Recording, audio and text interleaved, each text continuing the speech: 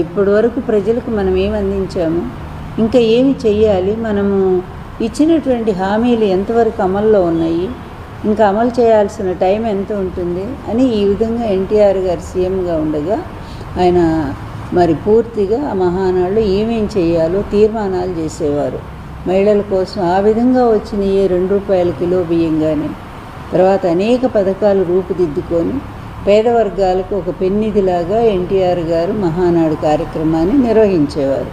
దానివల్ల ప్రతి పేదవాళ్ళకి ఒక లాభం జరిగేది. అట్లాంటి మహానాడిని తండ్రి కొడుకులు ఈరోజు ఎంత భ్రష్టు పట్టించారంటే ఎంత బోరుగా ఉంది ఆ కార్యక్రమం. జనాలు కూడా ఆఖరికి వాళ్ళ పార్టీ వాళ్ళు కూడా రాకుండా అక్కడ జెండాలు తగలబెట్టుకునే పరిస్థితిని కూడా మనం చూసాం. అక్కడ తెలుగుదేశం జెండాను తెలుగుదేశం వాళ్ళే తగలబెట్టారు. కట్టలు వీళ్ళ ఫోటోలు ఉన్నటువంటి పాంప్లెట్స్ మొత్తం తగలబెడుతున్నారు. లాగి మరీ కూడా తండ్రి కొడుకుల పాంప్లెట్స్ అదేవిధంగా బ్యానర్స్ అన్నీ తగలబెడతా ఉన్నారు.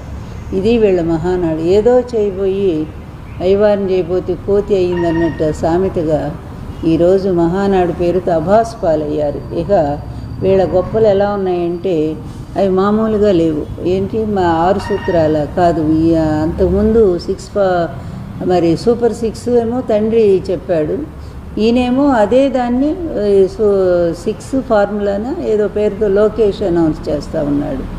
ఏంటంటే అవి యువతకు ప్రాధాన్యత ఇవ్వటం, కార్యకర్తలకు ప్రాధాన్యత ఇవ్వటం, మహిళలకు అందులో కొత్తదనం ఏమన్నా ఉందా? మీ నాన్నగారి ఎలక్షన్స్ ముందు ఇచ్చినటువంటి అవి ఎంతవరకు ఇంప్లిమెంట్ చేశారు మీరు? అది కదా చెప్పాల్సింది. మేము ఇప్పటి వరకు కూడా ఇదిగో ఇన్ని పథకాలు మేము ఎలక్షన్స్ ముందు